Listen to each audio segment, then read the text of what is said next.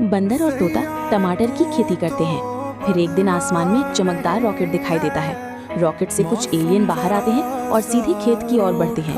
बंदर डरता है, लेकिन तोता कहता है चलो इन्हें टमाटर खिलाते हैं। एलियन टमाटर खाकर खुश हो जाते हैं और ताली बजाते हैं। खुश होकर एलियन उन्हें एक उड़ने वाला स्कूटर गिफ्ट में देते हैं। जैसे ही स्कूटर मिलता है, आसमान में सैकड़ों रॉकेट्स उड़ने लगते हैं। एलियन हंसते हुए वापस चले जाते हैं। बंदर और तोता अकेले रह जाते हैं और उदास होकर आसमान को देखते हैं। फिर ना किसी ने लाइक किया, ना सब्सक्राइब।